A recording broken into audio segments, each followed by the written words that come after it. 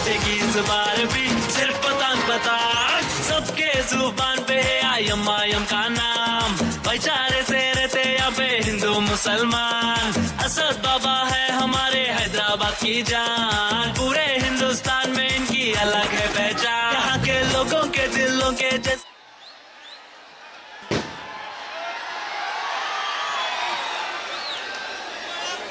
औज़ु बिल्लाहि मिनश शैतानिर रजीम, बिस्मिल्लाहिर रहमानिर रहीम, नहमदु व नुसल्ली अला रसूलिल करीम, अम्मा बाद। आज के इस अज़ीमुश शान जलसे में तशरीफ़ फरमा ऑल इंडिया मजलिस इत्तेहादुल मुस्लिमीन के कौमी सदर, रहनुमाए कौम व मिल्लत अलहाज बैरिस्टर असदुद्दीन साहब, मेरे साथी तेलंगाना के एमएलए माजिद हुसैन साहब, हैदराबाद के कॉरपोरेटर सोहेल कादरी साहब, स्टेज पर मौजूद मजलिस इत्तेहादुल मुस्लिमीन के सदर, जिला सदर नासिर पठान, शहर सदर मुख्तार बिल्डर, यहाँ पर मौजूद तमाम साथियों, बुज़ुर्गों, दोस्तों और जहाँ तक मेरी आवाज़ पहुँच रही है मेरी इज़्ज़तदार माँ और बहनों, कि मैं रुका नहीं, मैं थका नहीं, किसी और के आगे झुका नहीं।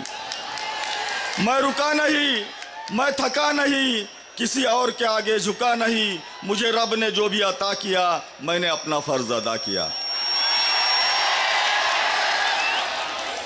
सामईन इकराम, सबसे पहले आप तमाम लोगों का तहे दिल से शुक्रिया अदा करना चाहूँगा कि आज से 5 साल पहले इसी जगह पर, इसी स्टेज पर हमारे कौमी सदर बैरिस्टर असदुद्दीन साहब ने आप लोगों से गुजारिश की थी कि मुत्तहिद और मुत्तफिक होकर आप लोग मजलिस इत्तेहादुल मुस्लिमीन के उम्मीदवार को चुनकर दें, और आप लोगों ने उस बात पर अमल करते हुए मुत्तहिद होकर, मुत्तफिक होकर मेरे लिए दुआएं की थी, मेरे लिए मेहनतें की थी, मुझे अपने कीमती वोटों से नवाजा था।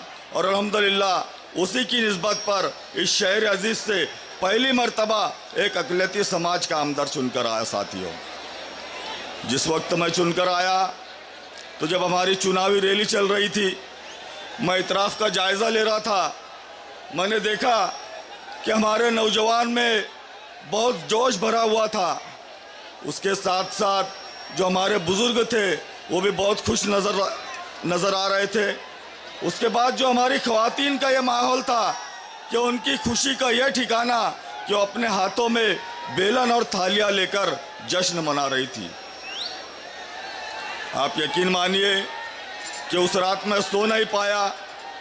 मैंने अल्लाह रब्बुल इज़्ज़त से ये इल्तिजा की, ये दुआएं की कि अल्लाह पाक, ये जो लोग जिन्होंने मेरे लिए मेहनतें की, मेरे लिए दुआएं की, मुझे अपने कीमती वोट दिए, तो अल्लाह पाक इन तमाम लोगों ने मुझसे जितनी उम्मीदें लगाई है उन तमाम लोगों की तमाम उम्मीदों को मैं पूरा कर सकूं, ऐसी कुव्वत और ऐसी सलाहियत अता फरमाना।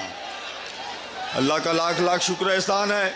अल्लाह पाक ने मेरी दुआओं को सुना और मैंने अपना काम शुरू किया। आप लोगों ने देखा कि इससे पहले हमारे लोगों को सिर्फ इस्तेमाल किया जाता था। अक़लियती इलाकों में किसी ने भी कभी ध्यान नहीं दिया। सिर्फ 5 साल में एक मर्तबा वोट मांगने के लिए आया करते थे, उसके बाद 5 साल तक आप लोगों को मुँह भी नहीं दिखाते थे। लेकिन आपके आमदार ने पूरी मेहनत और पूरी ईमानदारी के साथ आप लोगों के काम किए, आप लोगों के तमाम मसाइल को हल किए, और आज उसी निस्बत पर आप लोगों के सामने अपना मेहनताना मांगने के लिए आया हूं। साथियों, आप लोगों से सवाल पूछना चाहूँगा, इसके पहले भी आप लोगों ने कई खासदार चुनकर दिए, कई आमदार चुनकर दिए, लेकिन 2019 में जिस वक्त आप लोगों ने मुझे वोट दिए, आप लोगों से पूछना चाहूँगा कि आप हक़्क़ुल ईमान बताइए कि आपके एक एक वोट का पूरी ईमानदारी के साथ मैंने हक अदा किया या नहीं। साथियों, शहादत की उंगली उठाकर बताइएगा।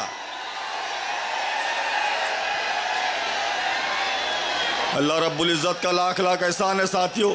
क्या समझता हूँ मैं कि मेरी तमाम मेहनतों को अल्लाह पाक ने कबूल किया।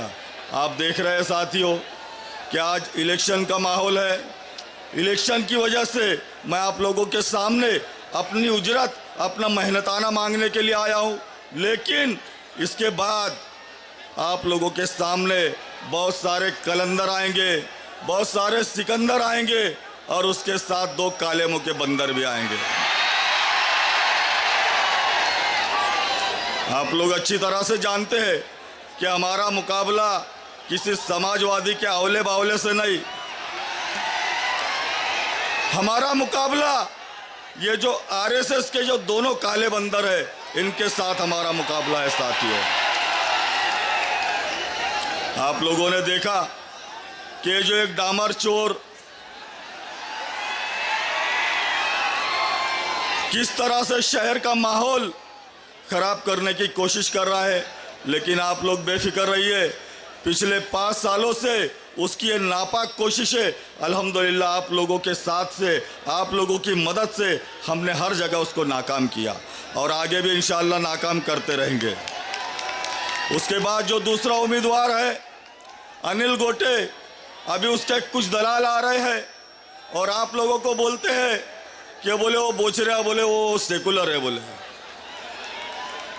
वो अनिल गोटे बोले सेकुलर है। आप लोगों से पूछना चाहूंगा साथियों कि ये जो अनिल गोटे इसने मशाल लेकर आया, उद्धव ठाकरे की मशाल, वो उद्धव ठाकरे जो ऐलानिया ये बोलता है, जो फकरिया ये बोलता है कि बाबरी मस्जिद को हमने शहीद किया। आप लोगों का जमीर गवारा करेगा कि आप उसके उम्मीदवार को वोट दे।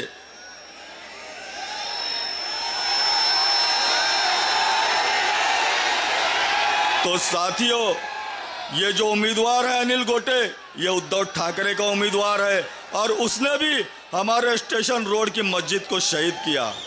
आप लोगों को पता है जिस वक्त स्टेशन रोड की मस्जिद को शहीद किया जा रहा था, हमारे कुछ मुस्लिम लीडरान गए उसके पास और उसको कहा कि अन्ना तुम आमदार हो, हमारी मस्जिद को तोड़ने से रोको। लेकिन वो बोचरिया उस वक्त तो बोला करता था कि मैं तो आरएसएस का हूँ।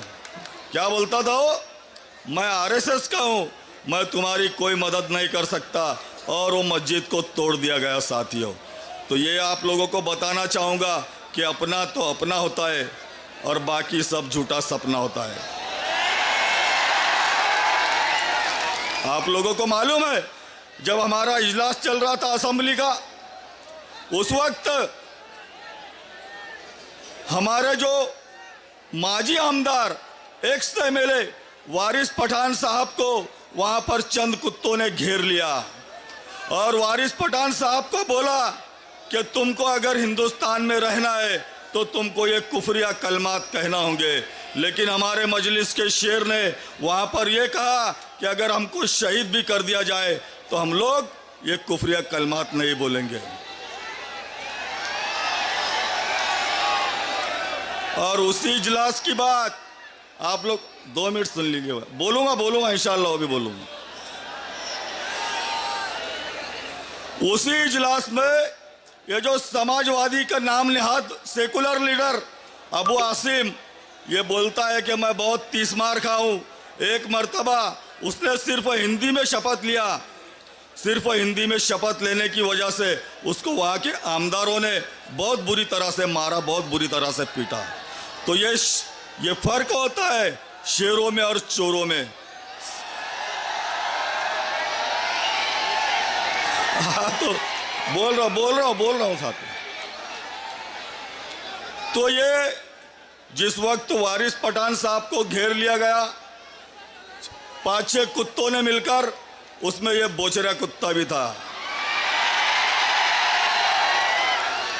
ये बोचरा कुत्ता क्या बोल रहा था वहां? तुमको हिंदुस्तान में रहना है तो तुमको वंदे मातरम कहना ही होगा, वरना चले जाओ तुम्हारे देश। क्यों जाए भाई, तेरे बाप का हिंदुस्तान है। साथियों बातें बहुत सारी है, लेकिन आपके सामने बैरिस्टर असदुद्दीन साहब भी बोलने वाले हैं अपनी बात को। इंशाअल्लाह अभी 13 दिन बाकी है, आप लोगों के रूबरू आऊँगा और तफसीली